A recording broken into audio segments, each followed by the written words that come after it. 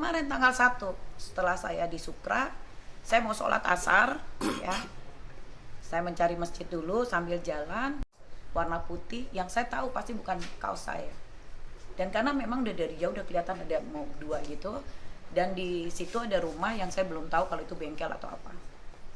Ada spanduknya apa, baliho besar nomor paslon tersebut ya.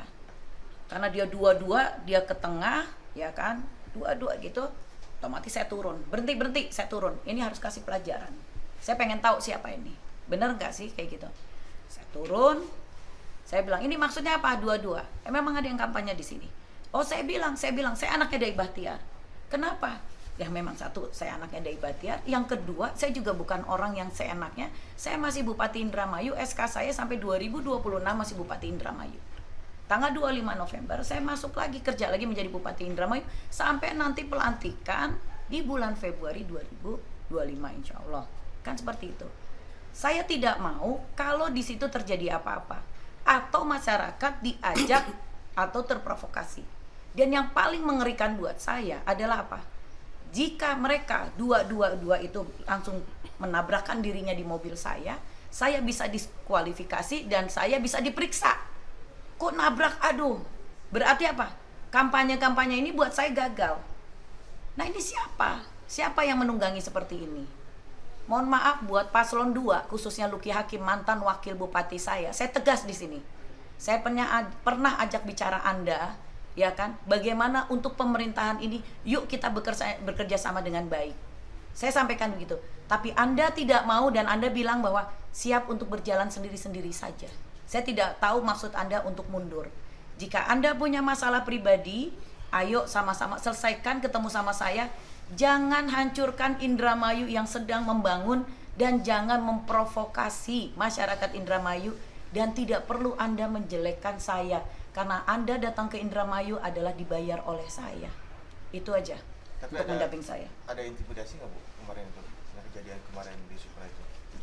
Tentang intimidasi maksudnya ke saya atau ke saya? Nggak ada, tapi dia benar-benar ada salah satu mungkin namanya yang Sodikin, saya yang bertanggung jawab. Saya bilang oke, saya bilang kalau Anda bertanggung jawab maksudnya apa ini dikumpulkan seperti ini, kan tidak ada kampanye 02 di sini, ayo baik-baik. Saya bilang saya nggak mau, saya telepon Kapolres, Pak Dandim, Bawaslu, langsung ketua Bawaslu saya telepon, saya tidak mau ada kejadian seperti ini tuh.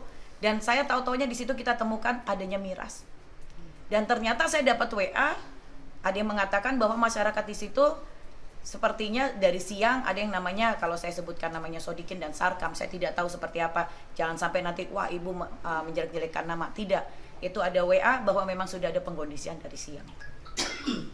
Sekarang saya sudah serahkan kepada pihak berwajib dan Bawaslu untuk diproses selanjutnya. Yuk kita berdemokrasi yang baik, ya kan? Untuk kedepannya monggo silakan rebut hati masyarakat, itu adalah dengan visi misi yang baik, tidak perlu menjelekkan siapapun.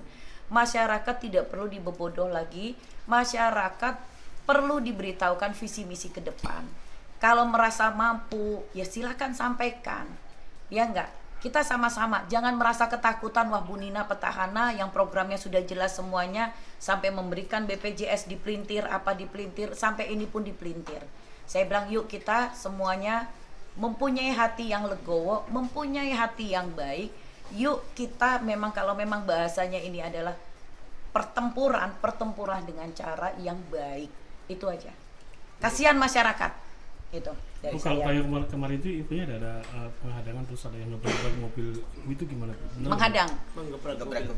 Kalau saya jujur aja untuk menggebrak saya tidak tahu, tapi menggebrak motor tuh ada. Makanya saya kejarkan, maksud kamu apa nih? Saya bilang gitu. Jadi mungkin bahasa di mana ya, di videonya itu gebrak mobil ibu. Nah, itu memang sebenarnya mungkin mau gebrak mobil saya, tapi karena orang itu panik, dia mungkin kaget ya kalau saya sampai turun. Kaget. Saya cuma satu, saya turun karena saya harus menghentikan. Kenapa? Kalau sampai ada yang loncat, tau-taunya pura-puranya ketabrak mobil saya, yang resiko saya. Tapi pada saat dia bilang gebrak mobil ibu, saya nggak dengar, tapi memang ada yang menggebrak motor gitu. Bangku ya, jok gitu. Itu aja sih. Saya mengklarifikasikan ini tidak ada maksud apa-apa. agar tidak diperintir orang yang memang benar-benar 02. Saya sebutkan 02. Memang 02 ini saya tidak tahu kenapa begitu sentimennya sama saya, ya kan? Kalau urusan pribadi tolong 02 tim sesnya biarkan Lucky yang bicara langsung dengan saya. Itu aja. Menurut saya ini sebenarnya satu narasi yang merugikan paslon nomor 2, yaitu saya dan Pak Saifuddin, karena dinarasikan bahwa rombongan Bupati Nina Agustina dihadang oleh orangnya Lucky Hakim, gerombolan, seolah-olah ada, jadi dibuat framing seolah-olah ada sekelompok preman, gerombolan preman yang berkaos Lucky Hakim dan orangnya Lucky Hakim menghadang Bupati Indramayu yang iring-iringan untuk ketemu sama masyarakat. Menurut saya itu adalah satu kebohongan besar. Pertama, dilihat dari video ini adalah sebuah fakta. Tidak ada penghadangan. Tidak ada penghadangan. Yang namanya hadang itu adalah ada satu benda yang menghalangi, entah dibuat zigzag, dibuat naik, nanjak, turun, meletakkan sesuatu, atau menghalang-halangi dengan orang, ataupun benda, ataupun gambar. Ini tidak. Bisa terlihat bahwa patwal polisinya, kan Bupati Indramayu itu Nina Agustina kan dikawal oleh patwal. Patwalnya bisa berjalan dengan lancar, dan mobil Pajero warna hitam itu memang berhenti dengan sendirinya tanpa dihadang. Bisa terlihat. Jadi tidak ada penghadangan menurut saya. Lalu bicara bahwa itu adalah gerombolan, menurut saya pemilih Lucky Hakim itu bukan gerombolan, bukan gangster, bukan apa. Pemilih Lucky Hakim adalah masyarakat secara umum yang memiliki kesadaran ingin melakukan perubahan, ingin ganti bupati. Jadi itu keinginan luhur yang tidak mungkin bisa saya gerombolkan, saya bentuk kelompok gerombolan, tidak memungkinkan. Nah lagi pula ini suatu, menurut saya suatu skenario yang dibuat untuk melemahkan kehormatan paslon nomor 2 sampai dikriminalisasi menurut saya ya, karena dilaporkan ke polisi, akan saya laporkan ke polisi. Dan 3 kali saya mendengar Nina Agustina itu menyebut saya dihadang oleh orangnya Lucky Hakim.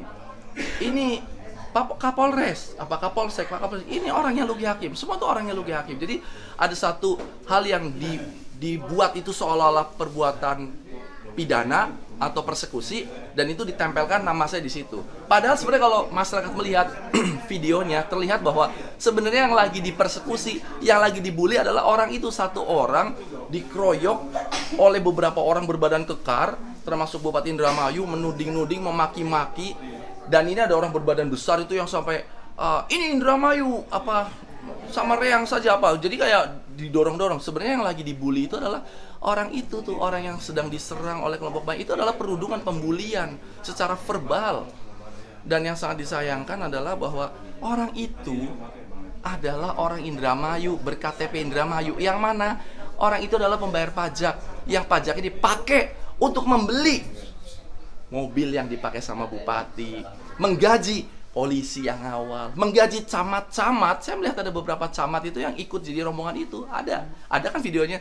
Camat-camat itu dibayar oleh orang yang sedang dimaki-maki itu untuk melayani rakyat sebagai ASN, bukan sebagai petugas partai, bukan sebagai tim sukses, bukan sebagai kacung-kacung politik yang ngikutin kemana-mana. Nggak boleh sebenarnya. Ini sudah pelanggaran yang luar biasa. Pertama, memfitnah saya, membawa nama saya, karena disebut nama saya secara verbal 3 kali nama saya disebut di situ. Lalu ada ASN yang ikut ada di situ juga. Lalu kita mesti lihat juga itu mobilnya itu dibeli pakai uang siapa? Itu uang orang yang dirudung itu. Uang orang yang lagi maki-maki, yang dimarah-marahin itu dipakai buat membeli bajunya bupati, membeli kendaraan bupati, bahkan untuk makan minumnya bupati itu dibeli pakai uang orang yang lagi tunjuk-tunjuk. Jadi maksud saya, ya Allah, cobaan apa lagi nih untuk masyarakat Indramayu?